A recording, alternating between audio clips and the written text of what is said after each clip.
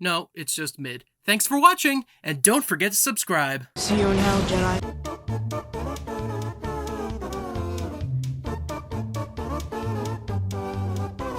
So, full disclosure, I'm a big fan of the High Republic.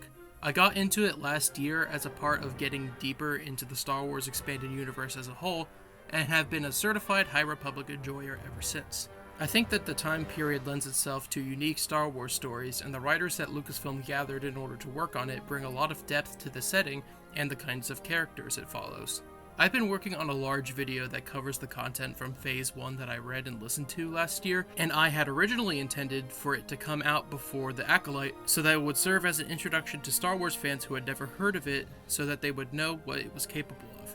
But that video is taking a lot longer to make than anticipated, so I'm not sure when it will be out. But for a lot of people, the Acolyte was their first exposure to the High Republic, and reception has been rocky, to say the least. This video will be about the good and bad aspects of this show, because as someone who has consumed a lot of High Republic content, I think I have a unique perspective on what works and what doesn't work compared to critics or audiences that are going into this show as their first experience with what the time period is capable of.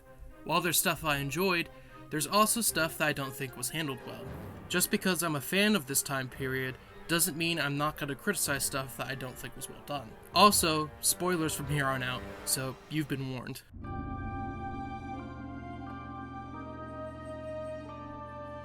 Right out of the gate, something I think is really cool about the show is that it deals with a lot of similar ideas and concepts that the rest of the High Republic does.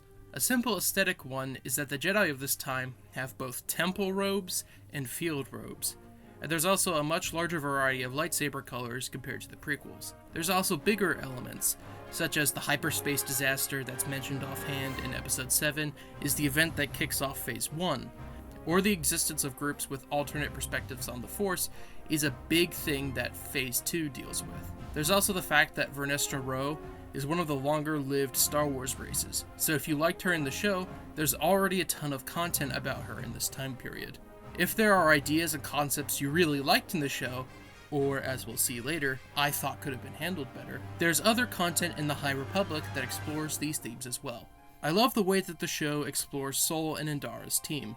Sol's struggle with grief, shame, and self-righteousness is something that fits in perfectly with the way that the Jedi of this era are explored as characters. It makes sense that while Sol and Indara would continue to work within the Order to some extent, Torben would take the Barash vow, and Kelnaka would go into exile. It clicks in the right way that when presented the opportunity to make amends, Torben would take an easy way out due to his guilt over being responsible for the Brendok Coven's deaths, all because he wanted to return to Coruscant. The High Republic is also notable because its creators know enough about the Star Wars expanded universe, canon and legends both, to draw upon it for inspiration, or bring these things to a wider public knowledge. So stuff like the Barash vow, crystal bleeding, and cortosis are featured in the show in a way that really adds to the narrative. I didn't even realize until writing the script that Jecki was half Felan, and that's pretty cool. Other Star Wars content can't get their biracial characters right or even consistent. I also like Kelnaka's design. This look is very unique, and I like what they pulled off with him. Also, Torben's eye freaks me out. I do not want to know if this is a realistic result of a head injury like the one he sustained. I don't know if this is a hot take, but I think the Acolyte has the best lightsaber fights in any Star Wars show to date. I think this comes from the fact that the camera movements are actually thought out and capture a lot of the fighting, unlike other shows. And the fights actually have a lot of substance to them, instead of just pure style, like in other shows. The variety in different notable moves and wielding styles really adds to a lot of the depth in these fights that makes them fun to rewatch. The Stranger, who I will call Quamir from here on out because it's easier, is probably the best part of these because he has a unique style of fighting that isn't just using the fact that he's big to beat other characters to death. Because he wears Cortosis armor, he uses his helmet and gauntlet to catch blows from lightsabers, and then move in fast to kill their wielders while they're disarmed, which means that he moves fast to end fights quickly. It makes for a very fast and violent fighting style, and I really love it. I also think his lightsaber is cool, and I like that it means that he can not only surprise his foes, but also switch between wielding styles during fights. I also think this show depicts the Jedi using martial arts the best so far, and it's able to capture the speed and fluidity as well as interweaving the Force into it far better than Ahsoka was able to. The 2003 Clone Wars macro series still does this the best, but for a live-action show, this is really well done. If the show gets a second season, I hope we get to see Vernestra use her lightsaber more. If you don't know, she could switch between a regular lightsaber and the light whip we see in the show, and I hope that fights in a potential second season utilize this. To round this section off before I move into the negatives, I was really intrigued by the show's premise, plot, and characters.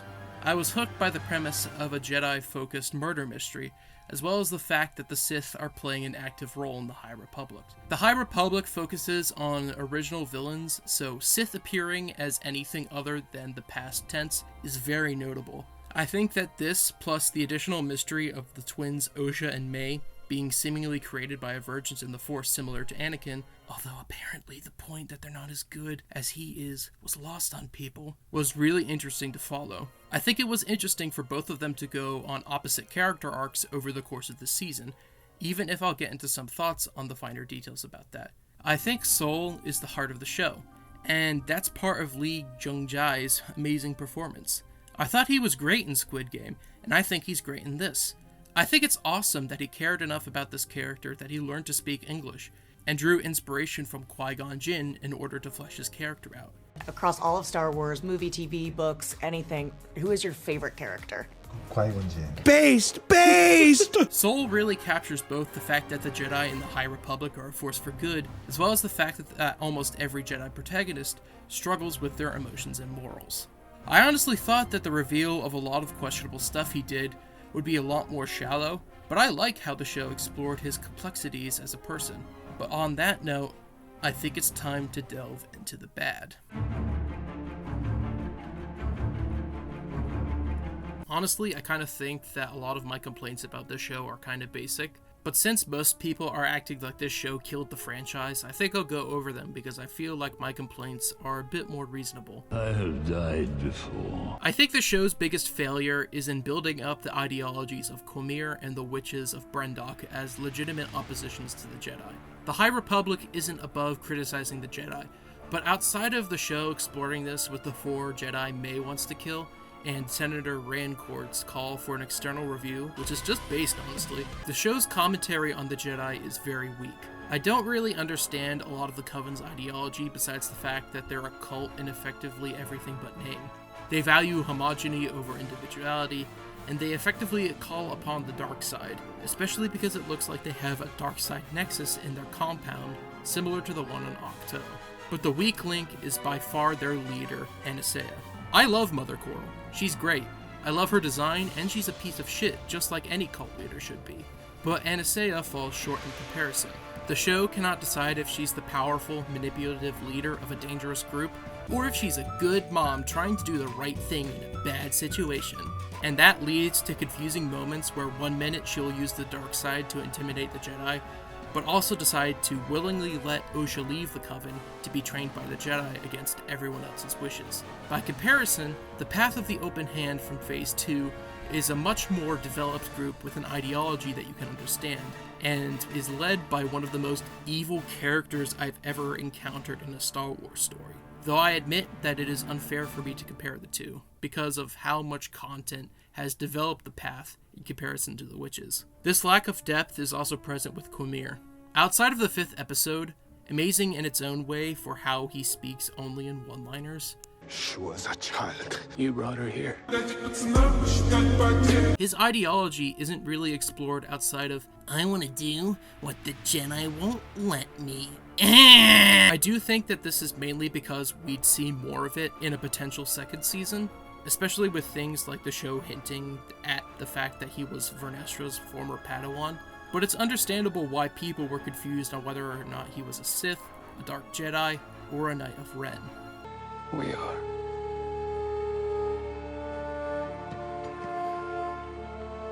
I also think that there are some parts of the writing that could have been fleshed out more. For example, I think that Sol being the person who kills Anastasia was a great moment, but the lead up to that happening felt a bit contrived. I assume she wanted to get May out of there, but Sol mistook this for an attack and killed her by mistake, incidentally giving May the impression that Jedi killed unarmed enemies. But the way it's executed is kind of goofy.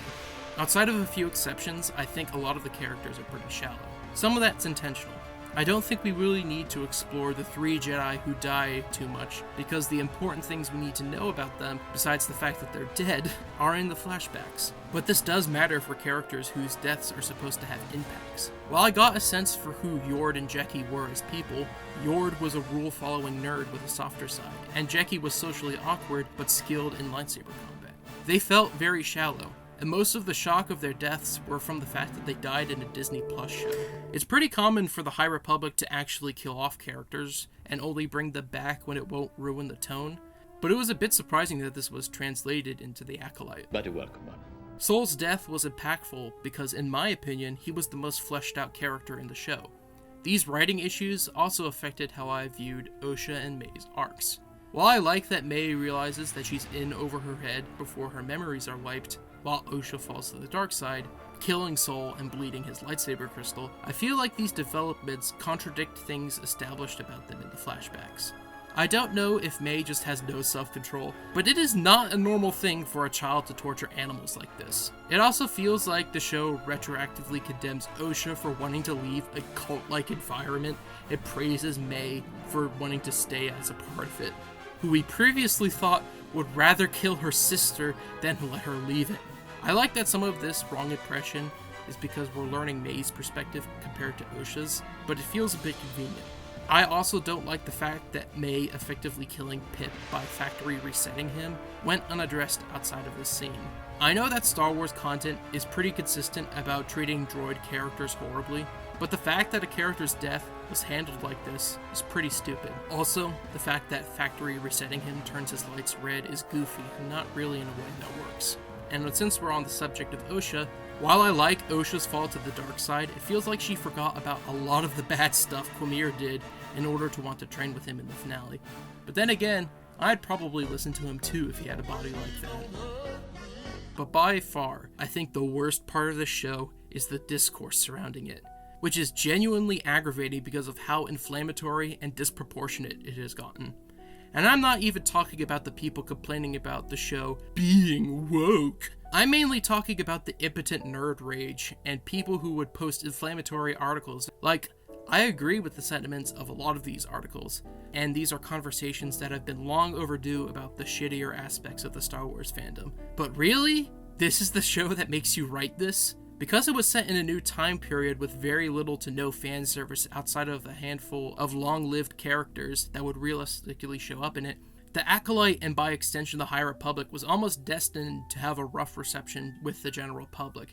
And while it's undeniable that bad faith critics and shitty people have played a large role in the backlash to the show, I don't think it's right to blame the reception solely on those people. There's a fair amount of Star Wars fans that I talked to that weren't interested in the Acolyte because it's a Jedi-focused story, or they thought the premise was boring, and I think that's a completely fair opinion to have. I also think that the somewhat vitriolic discourse surrounding the show has had the unintentional effect of making it somewhat immune to legitimate criticism. For example, I think the way that this show handles its LGBTQ characters is not beyond critique, since pretty much all of them are dead by the end of the season. It kind of makes the whole gayest Star Wars show yet statements about it kind of hollow. Jecki's actress Daphne Keane, who you might know better as X-23, has stated that it's her personal headcanon that she crushed on Osha, which is an interesting thing for this show to tackle, and oh yeah, she's the first main character to die on screen. Mother Anastasia and Coral are a couple, but both die on screen, though Coral's actual fate is somewhat ambiguous. Though I do need to specify that this statement was spawned from a joke creator, showrunner, and gay woman Leslie Headland made about the show and Star Wars. I want to ask you both because this is, I would say, arguably the gayest Star Wars, I think by a considerable margin. And are you excited about that? Are you Not bracing the gayest yourself? Star Wars. Not the. It's pretty gay, let's be honest. Leslie, how do you feel? Am I gay? Yes. Well, no, I know Yeah. you are gay, but I'm asking, are you excited about putting this, this is going to be a talking point? Is it going to be a talking point? I'm sure some. Because nerds are gay. Well, Yeah. some nerds are very not gay and are very threatened by gay Well, that's stuff. true. But Yeah. in my world, nerds are gay. Okay. Was this the fun element of? No, I don't think so. And yet people have told me that it's the gayest Star Wars, and I frankly You're offended? Into it. No. I think that Star Wars is so gay already. Okay. I mean, have you seen the fits? We'd be like, look how gay this is, and then send each other a reference photo. And are you telling me, with a straight face, that C-3PO is straight? They're a couple. That's what I think. But this is more outward. I think it's canon that R2-D2 is a lesbian. Oh, Ooh. interesting. Yeah. Huh. Ask Filoni. Okay. Ask for Can you one. imagine? Yeah. So it probably shouldn't be taken too seriously and be used to make a full video about, and why the fuck is the Aquaman guy on my screen? Get him out of here right now!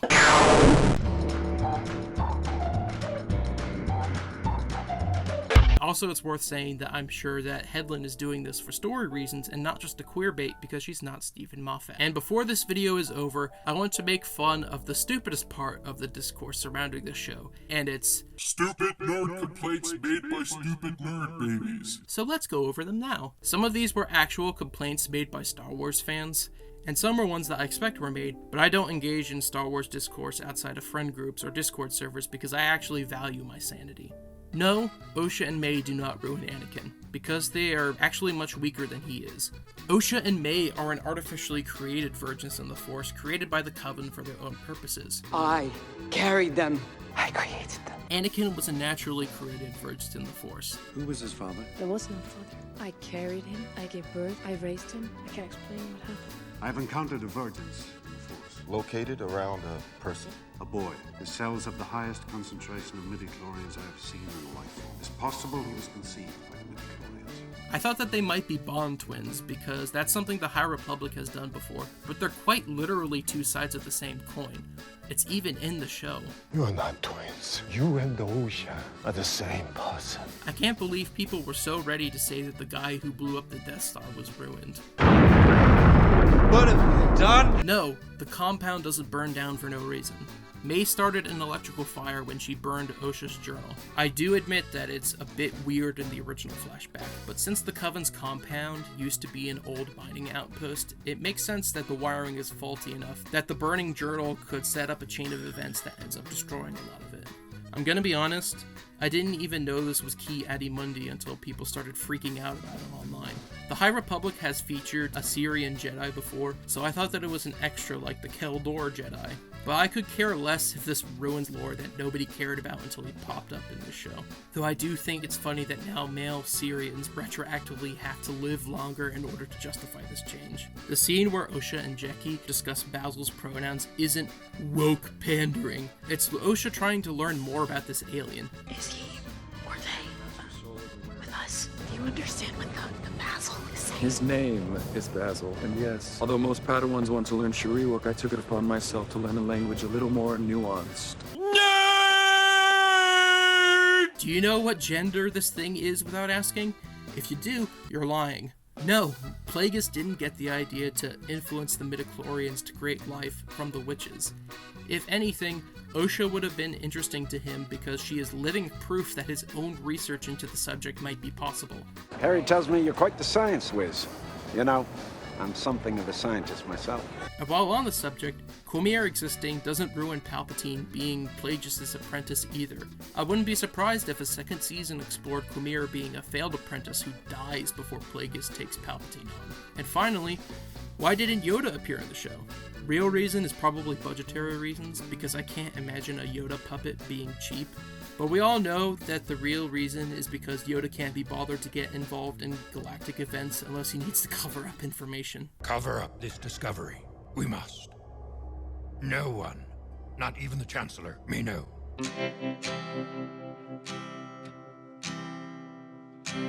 So what did I think of the Acolyte overall?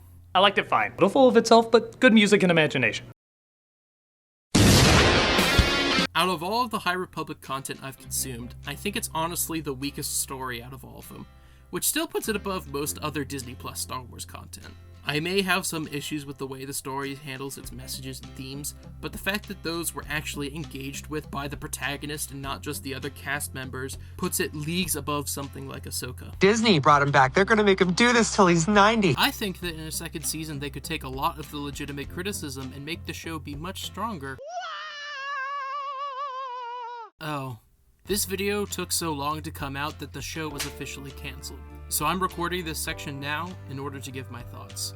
The main reason cited in the Acolyte's cancellation is low viewing numbers, and while that's definitely the biggest contributing factor into why the show ended prematurely, I have to wonder how much of that data is accurate considering the show was review bombed. Before the show was cancelled, a couple of tie-in novels were announced at D23, so I hope that the canon expanded universe at least can give these characters some sort of conclusion or expansion. Considering how much Headland had to fight for a lot of aspects in this show, I hope that she and the other people who worked on this get the chance to work on other Star Wars projects. Especially considering how a lot of the viscerally negative reactions to their work were from a vocal minority who don't represent this whole fan base. I really hope that Lucasfilm's takeaway from this isn't to lean in and make more glup shitto fanservice shows just because this show didn't do well, but it's really hard for me not to be cynical about how they could learn the worst possible lesson from the Acolyte's failure. Maybe we should learn from the good faith critiques we got on this show in order to make better ones in the future. That I'd rather make fan service goes don't get made until the sun burns out. But getting back on topic, if you're interested in getting into the High Republic, I think the show is a good place to start. If you liked elements in the show, I can guarantee there is most likely a piece of High Republic content that not only handles it in a similar way, but also builds upon it. And if you dislike those elements in the show because you didn't think they were handled well, I promise you if you check the books out for yourself, you'll be pleasantly surprised at how much better they are. And if I piqued your interest in checking out this time period for yourself, I hope that not only you'll enjoy it as much as I do, but you'll check out my videos on the High Republic whenever they come out. This channel won't be completely dead, since I'll still be making some sort of filler content so that there aren't giant gaps in upload times. But for now, thank you for watching. If you like this video, be sure to subscribe, and I'll see you all in the next video.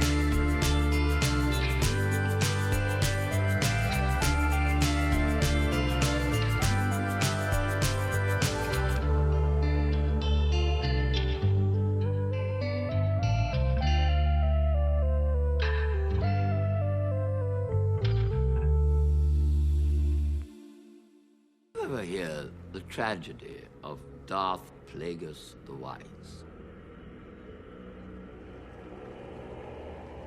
No.